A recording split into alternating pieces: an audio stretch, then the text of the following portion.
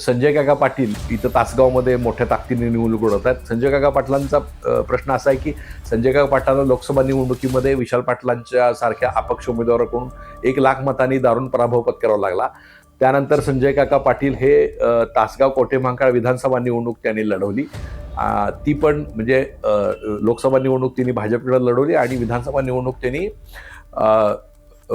राष्ट्रवादी काँग्रेसकडून लढवली.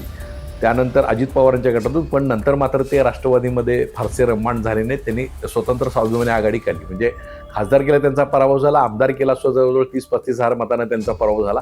त्यामुळे त्यांच्या दृष्टीनं आता तासगाव नगरपालिका निवडणूक ही अस्तित्वाची निवडणुकीची लढाई आहे. तासगाव नगरपालिकेमध्ये जर संजय काकांचा पराभव झाला तर मात्र त्यांच्या राजकीय अस्तित्वावर एक मोठं प्रश्नचिन्ह लागेल.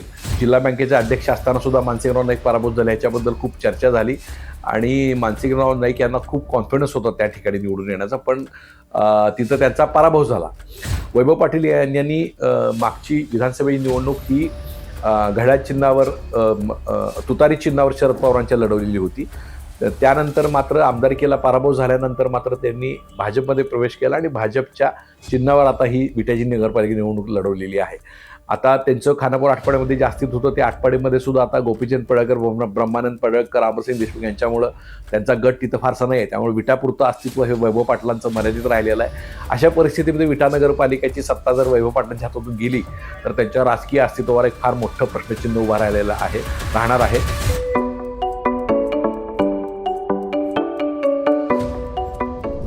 नमस्कार, मी हनुमंत मोहिते .सोनीर हा माझ्या यूट्यूब चॅनेलवर आपल्या सगळ्यांचं स्वागत आहे. हे माझं विश्लेषण आवडत असेल तर आपण हे माझं यूट्यूब चॅनेल सबस्क्राईब करा, शेअर्स करा आणि लाईक करा. आज आपण चर्चा करणार आहोत. नुकतीच नगरपालिका निवडणूक सांगली जिल्ह्यामध्ये झालेली आहे. 8 नगरपालिकांची निवडणूक झाली. या नगरपालिका निवडणुकीचा निकाल आता 21 डिसेंबरला लागणार आहे आणि या निवडणुकीवरून खूप मोठं एक गदारोळ पण झालेला होता. त्या मतमोजणीवरून आष्ट्यामध्ये आपण पाहिलं असेल, स्ट्रॉंग रूमच्या बाहेर राष्ट्रवादी शरद पवार गटाच्या लोकांनी आंदोलन केलेलं होतं. त्यामुळं ही निवडणूक अनेक अर्थांनी गाजली आणि या निवडणुकीमध्ये लक्ष्मी दर्शनाचा फार मोठा एक वापर झाल्याची चर्चा आपण त्या ठिकाणी ऐकलेली होती आणि संपूर्ण नगरपालिका निवडणुकीमध्ये फार मोठे म्हणजे अगदी मतदारांचा तिथं 5,000, 10,000, 15,000, 20,000 अशा प्रकारची चर्चा या सगळ्या नगरपालिका निवडणुकीमध्ये रंगलेली आपल्याला दिसली. लोक उघडपणे चर्चा करताना दिसले आणि नेते सुद्धा उघडपणे काही गोष्टी बोलताना दिसले. ही निवडणूक अत्यंत खर्चिक झाल्याची पहिली प्रतिक्रिया ही सगळ्या नगरपालिका निवडणुकीची होती. पण आज आपण चर्चा करणार आहोत ती या नगरपालिका निवडणुकीमध्ये 3 नेत्यांचं अस्तित्व पणाला लागणार आहे आणि या 3 नेत्यांच्या अस्तित्वाबद्दल आपण चर्चा करणार आहोत. याच्यामध्ये मानसिंगराव नाईक जे माजी आमदार आहेत, जिल्हा बँकेचे अध्यक्ष आहेत, ते आहेत. त्यानंतर माजी खासदार आमदार संजय काका पाटील हे आहेत आणि तिसरे नेते आहेत विट्याचे वैभव पाटील. आता या तिन्ही नेत्यांनी मागच्या विधानसभा निवडणुकीमध्ये विधानसभेच्या निवडणूक लढवत असताना त्या तिघांना पराभवाला सामोरं जावं लागलं. त्यामुळं त्यांचा आमदारकीला पराभव पत्करावा लागल्यामुळं आता नगरपालिकेची निवडणूक ही त्यांच्या दृष्टीनं प्रतिष्ठेची बनलेली आहे. मानसिंगराव नाईक हे आत्ता शिराळा मतदारसंघातून आमदार सतीश देशमुख यांच्याकडून पराभूत झाले, भाजपचे जे नेते आहेत, आणि त्यांनी मग जिल्हा बँकेचे अध्यक्ष असताना सुद्धा मानसिंगराव नाईक पराभूत झाले. याच्याबद्दल खूप चर्चा झाली आणि मानसिंगराव नाईक यांना खूप कॉन्फिडन्स होता त्या ठिकाणी निवडून येण्याचा, पण तिथं त्यांचा पराभव झाला आणि तिथंच आता शिराळा नगरपालिका निवडणूक लागलेली आहे. शिराळा नगरपालिका निवडणूक ही खरं तर ते शरद पवार गटाचे असल्यामुळं तुतारी चिन्हावर लढवणं अपेक्षित होतं, पण अचानकपणे मानसिंगराव नाईक यांनी युटर्न मारून घड्याळ चिन्हावर ही निवडणूक लढवण्याचा निर्णय घेतला आणि शिवाजीराव नाईक आणि मानसिंगराव नाईक एकत्र येत यांनी अभिजित नाईकांना उमेदवारी तिथं देऊन तिथं निवडणूक लढवली. इथं भाजप निवडणूक लढवणं अशी शक्यता असताना सत्यजित देशमुख आणि सम्राट महाडिक यांनी मात्र पृथ्वीसिंग नाईक यांना शिवसेनेच्या चिन्हावर तिथं उतरवलं. म्हणजे उदय सामंत यांनी ती घोषणा केली आणि शिवसेना विरुद्ध घड्याळ म्हणजे धनुष्यबाण विरुद्ध घड्याळ अशा प्रकारे तिथं लढत झाली. म्हणजे भाजपनं तिथं थोडं 2 पावलं माघार घेऊन ती जागा शिवसेनेसाठी सोडली. तर या ठिकाणी मानसिंगराव नाईक यांचा अस्तित्वपणा लागलेला आहे. आमदारकीला पराभव झाल्यानंतर त्यांना कोणत्याही परिस्थितीमध्ये शिराळा नगरपालिका आपल्याकडे राखण्यामध्ये एक यश मिळवावं लागेल, अन्यथा त्यांच्या राजकीय अस्तित्वावर परिणाम होईल. मात्र ते आगामी काळामध्ये शरद पवार राष्ट्रवादी काँग्रेस सोडून अजित पवार यांच्या राष्ट्रवादीमध्ये जाणार का याची चर्चा आहे आणि या निवडणुकीनंतर तसा निर्णय त्यांनी घेतला तर फार कोणाला आश्चर्य वाटलं नाही. कारण ते जरी शरीरानं अजित पवार गटात असले तरी मनानं मात्र ते म्हणजे शरीरानं जरी शरद पवारांच्या गटात असलं तरी मनानं मात्र ते अजित पवारांच्या बरोबर आहेत अशी चर्चा नेहमी होते. त्यामुळे आगामी काळात तर गेले ते तर आश्चर्य वाटणार नाही. पण त्यांचं तरी आता तिथं साधारण जी कानोसा घेता किंवा एक्झिट पोलची आपण जरा माहिती घेतला तर तिथं त्यांचं पारडं शिराळ्यामध्ये जड आहे आणि ती नगरपालिका राष्ट्रवादीला मिळेल की काय अशी साधारण चर्चा त्या ठिकाणी सुरू आहे. दुसऱ्या ठिकाणी आपण पाहिलं तर संजय काका पाटील इथं तासगावमध्ये मोठ्या ताकदीने निवडणूक लढवत आहेत. संजय काका पाटलांचा प्रश्न असा आहे की संजय काका पाटलांना लोकसभा निवडणुकीमध्ये विशाल पाटलांच्या सारख्या अपक्ष उमेदवाराकडून 1,00,000 मतांनी दारुण पराभव पत्करावा लागला. त्यानंतर संजय काका पाटील हे तासगाव कवठेमहांकाळ विधानसभा निवडणूक त्यांनी लढवली. ती पण म्हणजे लोकसभा निवडणूक त्यांनी भाजपकडे लढवली आणि विधानसभा निवडणूक त्यांनी राष्ट्रवादी काँग्रेसकडून लढवली.